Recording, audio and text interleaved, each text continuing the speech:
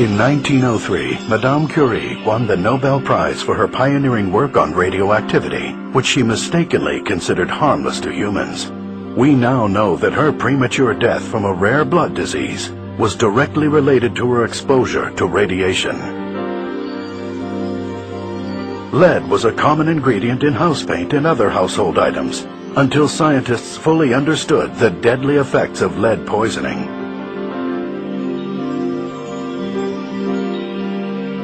Until the 1980s, the federal government was reluctant to stand up to the powerful tobacco industry, even though millions had died of smoking-related diseases.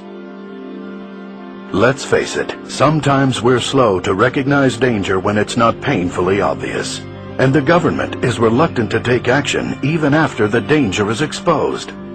Unfortunately, many people suffer and die before we eventually get around to dealing with many potential risks. And in spite of the fact that we have curtailed smoking, regulated harmful pesticides in agriculture, reduced the kind of chemicals we use in food and household products, decreased dangerous toxins that pollute our air, many diseases are on the rise, including Parkinson's, Alzheimer's, and some forms of cancer. Why? Well, many scientists believe we're under assault by another form of common pollution we may have underestimated. Invisible, odorless, silent, and potentially deadly. This form of pollution is everywhere. You can't escape it. Electromagnetic frequencies, EMFs, produced by most electrical devices, appliances, and the high-voltage power lines that surround us. Electromagnetic radiation, emitted by most wireless devices, and microwaves, the same energy frequencies we use to cook food in microwave ovens. But your microwave oven isn't the only source of pulsing microwave radiation that assaults you every second of every day. Television, telephone, and computer signals are transmitted by microwaves. Even some automatic garage door openers use microwaves to operate. Some environmentalists call this proliferation of EMFs electropollution, and one United States government agency warns that the levels Americans are exposed to every day without even being aware of it may be dangerous. The fact is, you, your loved ones, your children, are exposed to 100 million times more EMFs, electromagnetic radiation, and microwaves than your grandparents.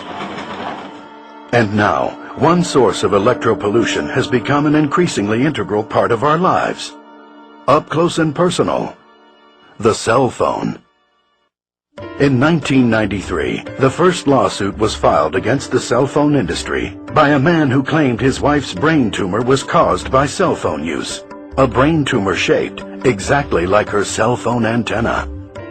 The resulting publicity prompted the cell phone industry to fund a $25 million study to prove that cell phones were safe.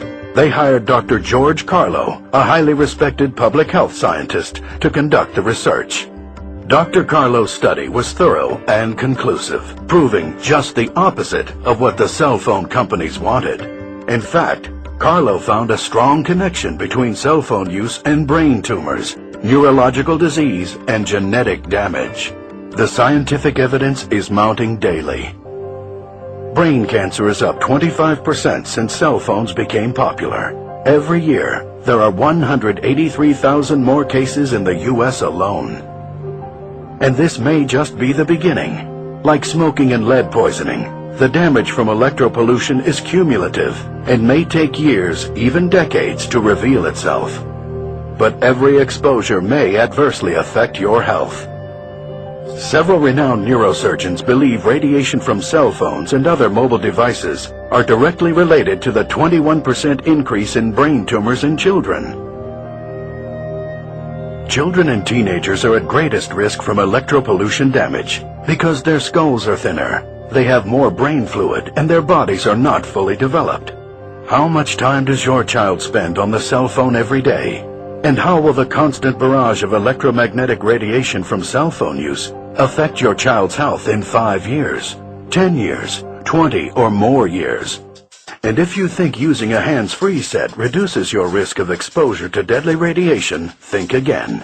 According to research commissioned by Britain's Consumer Association, conventional hands-free sets may actually increase electric field strengths inside a user's head by 3.5 times. It appears that the headset wire acts as a concentrating aerial that attracts and channels radiation toward the head, not just from your cell phone, but from all sources of EMFs, electromagnetic radiation, and microwaves in the vicinity. In a recent study, neurosurgeons at Lund University in Sweden proved conclusively a link between radiation emitted from cell phones and brain damage. The researchers attached cell phones to the cages of rats and exposed them to intermittent electromagnetic radiation for only 2 hours, emulating typical cell phone use.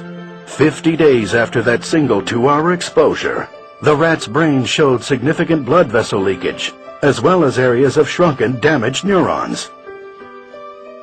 Researchers concluded that if human brains are similarly affected, the damage could produce significant long-term mental deficiencies. And in 2004, respected scientists in Sweden proved for the first time a definitive human link between cell phone use and benign brain tumors located exactly where the patients held their cell phones. Dr. Sheldon Levy, a respected physician and surgeon, has studied the effects of EMF radiation. I have to tell you, it's hard to ignore the data. We must consider the long-term risks of cell phone use. If indeed the effects are cumulative, then young people who are using cell phones at such an early stage in their development run a particularly high risk. But cell phones aren't the only culprit. Scientists have become increasingly concerned about the potential risks involved in exposure to low-level microwave radiation from microwave ovens. Keep in mind, like all forms of radiation, you may not see or feel the microwaves that escape your microwave oven. But don't underestimate the power of this insidious form of electropollution. Just think, it only takes about a minute to boil a cup of water in a microwave oven. Disconcerting when you consider the human brain is 90% water. Certain body organs are particularly sensitive to this thermal effect or heat generated by invisible microwaves. Your stomach, intestines, and bladder are especially sensitive to thermal damage from high levels of microwaves, EMFs, and electromagnetic radiation. Likewise, the testes are very sensitive to changes in temperature. Exposure to high levels of microwave energy can alter or kill sperm, producing temporary sterility. According to one study, men who kept their cell phones in their pockets experienced a 35% reduction in sperm count. And there is no escaping this invisible menace. Electropollution is not limited to cell phones and microwave ovens. Home computers, laptops, cordless phones, televisions, refrigerators, hair dryers, coffee makers, even our cars add to the daily accumulation of electropollution that may be pushing us closer to a national health crisis. Do you or your children use a laptop computer or a video game console? Do you use these devices on your lap? Consider this. Scientists are exploring the connection between EMFs from the electronic devices we use on our laps and the astounding 50% increase in testicular cancer over the past 20 years. One important study in the U.S. found a link between those who work in an environment with high EMF exposure and neurodegenerative disorders, such as Alzheimer's disease, Parkinson's disease, and Lou Gehrig's disease. But it's not just about diseases. Research shows that continual exposure to this onslaught of electropollution disrupts your natural energy levels, triggering an adrenal response which, in turn, increases stress responses. This constant stress contributes to your energy depletion and fatigue, lack of concentration, poor work performance, and difficulty getting a good night's sleep. Based on the research that I've reviewed, I'm convinced that the chronic exposure to electromagnetic frequencies plays some role in the dramatic increase in stress-related diseases and conditions that we've been seeing.